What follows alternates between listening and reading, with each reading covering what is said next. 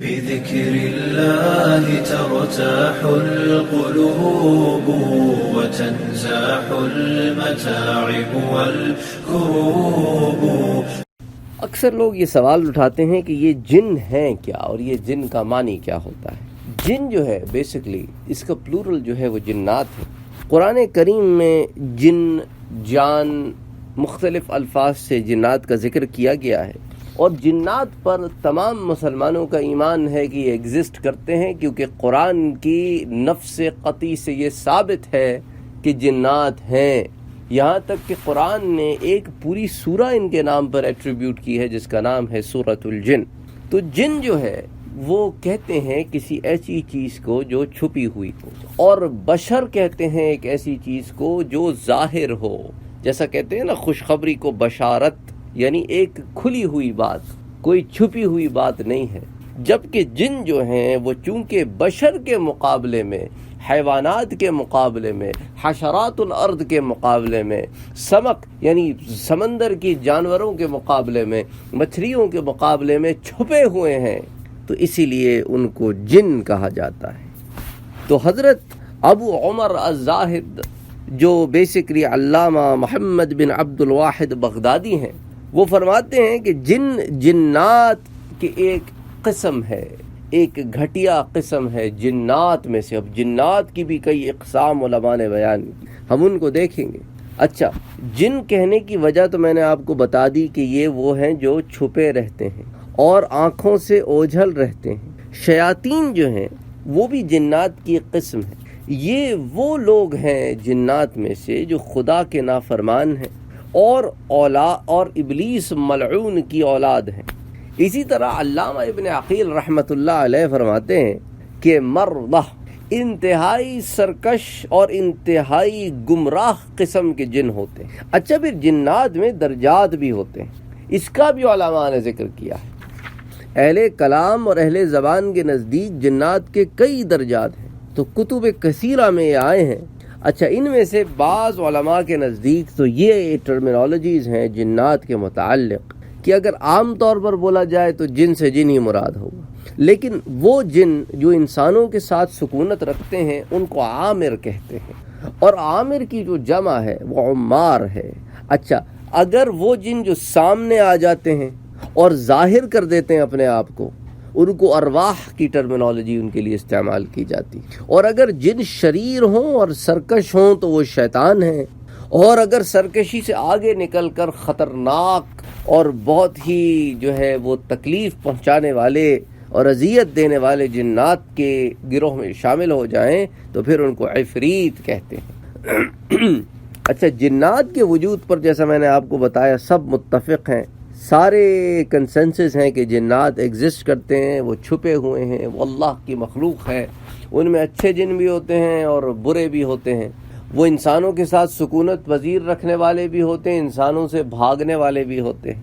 ان تمام چیزوں کو سامنے رکھتے ہوئے اللہ عز و جل کا قرآن نے اس بات پر بالکل صریح ہے کہ جب آدم کو بنایا تو آدم کو اللہ نے افضل الخلق بنایا، کہ تمام مخلوقات میں آدم اور اولاد آدم افضل ہیں، اشرف ہیں. اور جنات کو آدم علیہ السلام سے کتنا قبل پیدا فرمایا گیا، اس پہ حضرت عبداللہ ابن عمر ابن عاص رضی اللہ تعالی عنہ کی روایت ہمیں ملتی ہے. وہ کہتے ہیں کہ خلق الجن قبل آدم بألف عام، جنات کو حضرت آدم سے 2000 سال قبل پیدا کیا گیا. اچھا، یہ 2000 سال جو ہے اس سے مراد ایگزیکٹلی 2000 ایئرز بھی ہو سکتے ہیں. اس سے مراد یہ بھی ہو سکتی ہے کہ ایک طویل زمانے قبل اللہ نے آدم سے بنانے سے قبل جنات کو بنایا. تو حضرت ابن عباس رضی اللہ تعالی عنہ فرماتے ہیں کہ جنات زمین پر اور فرشتے آسمان میں رہا کرتے تھے، اور یہی آسمان اور زمین کی آبادی تھے.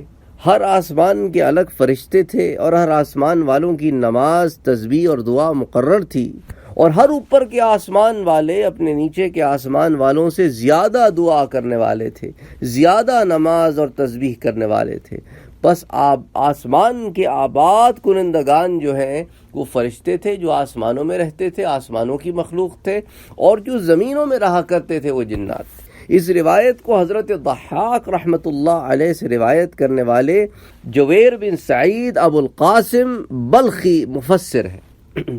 اسی طرح حضرت ابن عباس رضی اللہ تعالیٰ عنہ فرماتے ہیں کہ جب اللہ نے ابو الجنات سموم کو آگ کے شعلے سے پیدا کیا تو فرمایا تم کوئی تمنا کرو۔ اس نے کہا میری تمنا یہ ہے کہ ہم خود تو دیکھیں، ہمیں کوئی نہ دیکھے، اور ہم زمین میں چھپ سکیں، اور ہمارا بوڑھا بھی جوان ہو کر فوت ہوا کرے۔ تو اس کی یہ خواہش پوری کی گئی، اس لیے وہ خود تو دیکھتے ہیں لیکن دوسروں کو نظر نہیں آتے، اور جب مرتے ہیں تو زمین میں غائب ہو جاتے ہیں، اور ان کا بوڑھا بھی فوت نہیں ہوتا مگر جوان ہو کر۔ یعنی جیسے بچہ آخری عمر تک پہنچ جاتا ہے، اسی طرح ان کا بوڑھا جوان ہو کر مرتا۔ تو یہ ان کے پاس کچھ سچویشنز ہم سے مختلف ہیں۔ تو اسی ضمن میں پھر تفاسیر کی جو کتابیں ہیں، تفسیر عثمان بن ابی شیبہ وغیرہ میں اس کو یوں ہی بیان کیا گیا ہے کہ ابلیس جو ہے وہ کب سے زمین پر رہنے لگے۔ اس ضمن میں آتا ہے اس تفسیر میں کہ وہ اپنی اسناد کے ساتھ روایت کرتے ہیں کہ اللہ نے جنات کو پیدا کیا اور زمین کو آباد کرنے کا حکم فرمایا تو یہ اللہ کی عبادت میں لگے رہے، حتیٰ کہ عرصہ دراز گزر گیا تو انہوں نے اللہ کی نافرمانی شروع کر دی، جیسے ہم نے شروع کر دی۔ یہاں رہے اور تھوڑے عرصے کے بعد پھر ہم نے بھی اللہ کی نافرمانی شروع کر دی۔ بہرحال انہوں نے اللہ کی نافرمانی کی، زمین میں خونریزی کی۔ ان کا ایک بادشاہ تھا، اس کا نام تھا یوسف، اس کو انہوں نے مار ڈالا تو اللہ نے ان پر دوسرے آسمان کے فرشتوں کا ایک لشکر بھیجا۔ اس لشکر کو جن کہا جاتا تھا، یہ ان کی تحقیق ہے کہ ان میں ابلیس بھی تھا جو 4000 کا سردار تھا۔ یہ آسمان سے اترے اور زمین سے سب اولاد جن کو تباہ کیا اور وہاں سے جلا وطن کیا اور سمندر کے جزیروں کی طرف مار بھگایا، اور ابلیس اپنے لشکر سمیت زمین پر رہنے لگا۔ ان پر عمل آسان ہو گیا اور زمین میں رہائش کو پسند کیا۔ اچھا، محمد بن اسحاق حضرت حبیب بن ابی ثابت وغیرہ سے روایت کرتے کہ ابلیس شیطان نے اپنے لشکر سمیت حضرت آدم علیہ السلام سے کئی سال پہلے آ کر اقامت اختیار کی۔ حضرت مقاتل اور حضرت جویر حضرت ضحاک سے روایت ہے کہ حضرت ابن عباس فرماتے ہیں کہ اللہ نے آدم کو پیدا کرنے کا ارادہ فرمایا تو فرشتوں سے فرمایا کہ انی جاعل فی الارض خلیفہ، کہ میں زمین میں ایک جانشین بنانے والا ہوں۔ تو فرشتوں نے عرض کیا کہ تجعل فیہا من یفسد فیہا ویسفک الدماء، باری تعالیٰ آپ زمین میں ایک ایسی چیز پیدا کرنا چاہتے ہیں جو فساد پیدا کرے اور خون بہائے۔ تو حضرت ابن عباس فرماتے ہیں کہ یہ فرشتے غیب نہیں جانتے تھے، بلکہ انہوں نے اولاد آدم کے اعمال کو جنات کے اعمال پر قیاس کر لیا۔ تو انہوں نے کہا کہ کیا آپ زمین میں پھر ایک ایسی مخلوق پیدا کرنا چاہتے ہیں جو فساد کرے، جیسا کہ جنات فساد کرتے رہے اور پھر ہمیں ان کی تعذیب کرنی پڑی اور پھر وہ ایک دوسرے کا خون بہاتے رہے، یہاں تک کہ انہوں نے اپنے نبی کو بھی قتل کر دیا جس کا نام یوسف تھا۔ تو اس کو تفسیر مقاتل بن سلیمان میں اور تفسیر جویبر میں روایت کیا گیا ہے۔ لیکن حضرت ابن عباس رضی اللہ تعالیٰ عنہ فرماتے ہیں کہ اللہ تعالیٰ نے جنات کی طرف ایک رسول مبعوث فرمایا جس نے ان کو اللہ کی اطاعت کا حکم فرمایا، اور یہ کہ اس کے ساتھ کسی کو شریک نہ کریں اور ایک دوسرے کو قتل نہ کریں۔ جب انہوں نے اللہ کی اطاعت چھوڑ دی اور قتل کرنا شروع کر دیا تو اس وقت سے فرشتوں نے کہا تھا اتجعل فیہا، اسی کو سامنے رکھتے ہوئے فرشتوں نے کیا کہا کہ آپ پھر ایک چیز اس طرح کی زمین میں پیدا کرنا چاہتے ہیں جو قتل و خون ریزی کرے اور خون بہائے اور فساد کرے۔ اچھا، علامہ سیوطی رحمۃ اللہ علیہ فرماتے ہیں کہ ان دونوں روایتوں کی سند جو ہے وہ بناوٹی ہے، تو اس لیے ان دونوں روایتوں کا اعتبار کوئی نہیں کہ ایک تو یہ روایت کہ آسمان سے فرشتے زمین پر اترے اور ان میں شیطان بھی تھا، کیونکہ اس روایت کا رد ہم پہلے کر چکے ہیں، اور دوسری یہ روایت کہ جنات میں نبی آئے تو ان کا نام ایک یوسف تھا جس کو انہوں نے قتل کیا۔ اس کی وجہ یہ ہے کہ ہمارے پاس مدلل دلیل قرآن سے ثابت ہے کہ اللہ عز و جل نے فرمایا کہ شیطان جو ہے وَكَانَ مِنَ الْجِنِّ، وہ جنوں میں سے تھا۔ تو فرشتوں کی ایک جماعت پر جن کا اطلاق کرنا اور پھر ان کو زمین میں لا کر بسانا یوں بھی قیاس ہے کہ زمین میں آئے یا آسمانوں میں رہے، فرشتے گناہوں سے پاک ہیں۔ تو اسی لیے چونکہ شیطان نے تو گناہ کیا اور سرکشی کی، تو اسی لیے وہ اس بات سے خارج ہے کہ وہ ملائکہ میں سے۔ اور پھر اس پہ صحابہ کا اور حضرت حسن بصری رحمۃ اللہ علیہ کے قول بھی موجود ہے اس میں آثار میں، کہ وہ تو ایک پلک جھپکنے کے لیے بھی ملائکہ میں سے نہ تھا، اس میں تو خصلت ملائکہ تھی نہیں، اور ملائکہ تو نور سے پیدا ہوئے ہیں جیسا کہ مسلم شریف کی حدیث ہے۔ اور اللہ عز و جل نے یہ بات واضح طور پر بتا دی ہے کہ جنوں کو تو ہم نے آگ سے پیدا کیا ہے۔ تو اس لیے ان روایتوں کو نقل کرنے کا یہاں مقصد یہ ہے تاکہ یہ بات بھی آپ کے سامنے بتائی جائے کہ بعض کتابوں میں بعض روایتیں آ گئی ہیں، لیکن ان روایتوں کا اصل کوئی نہیں ہے۔ تو اگر کوئی اس طرح کی روایتیں گھڑتا ہے تو وہ جھوٹ بکتا ہے، کیونکہ قرآن اور حدیث اس کے خلاف ہے، اور بہت سارے کذاب اور بہت سارے منافق اور بہت سارے عجیب و غریب قسم کے لوگوں نے بھی روایتیں بیچ میں گھڑی ہیں اور بنائی ہیں۔ تو اسی لیے جو ہے یہ روایتیں متروک ہیں، اور ان میں کئی لوگ ایسے ہیں اور بعض میں ایک آدھ آدمی ایسا ہے جو کذابین میں سے ہے۔ اسی لیے ان روایتوں کو ضحاک اور ابن عباس کی طرف مروی کیا گیا تاکہ ان روایتوں میں ایک سند پیدا ہو، اور اصل میں ان روایتوں کی اصل کوئی نہیں ہے۔ اس لیے حضرت ابن عباس والی روایتیں جو ہے نا بہت ساری، ان میں ہمیں تحقیق زیادہ کرنی پڑتی ہے۔ اس کی وجہ یہ ہے کہ بہت سارے گھڑنتوؤں نے اپنی چیز کو، بناوٹ کو اصل دینے کے لیے حضرت ابن عباس کی طرف موسوم کیا۔ اس لیے علامہ سیوطی جو اپنے دور کے بہت بڑے محدث ہیں، ہم نے ان کے علم سے استفادہ حاصل کیا، ان روایتوں کو نقل کیا، اور ساتھ یہ بتا دیا کہ امام سیوطی جو ہیں اس بات کے قائل ہیں کہ یہ سب گھڑنتو روایتیں ہیں، ان کی اصل کوئی نہیں۔ اصل یہی ہے کہ وَكَانَ مِنَ الْجِنِّ، کہ شیطان جو ہے وہ جنوں میں سے تھا، اور جنوں کا ملائکہ سے کوئی تعلق نہیں ہے، ملائکہ کی کوئی جماعت جن نہیں ہے، بلکہ ملائکہ ملائکہ ہیں اور جن جن ہیں۔ ملائکہ نور سے تخلیق ہیں اور جن جو ہے وہ آگ سے تخلیق ہیں۔ اسی لیے جو ہے جنات جو ہیں وہ ملائکہ کی کچھ صفتیں رکھتے ہیں کہ نظر نہیں آتے، وہ اللہ عز و جل نے ان کو اس طرح بنایا ہے۔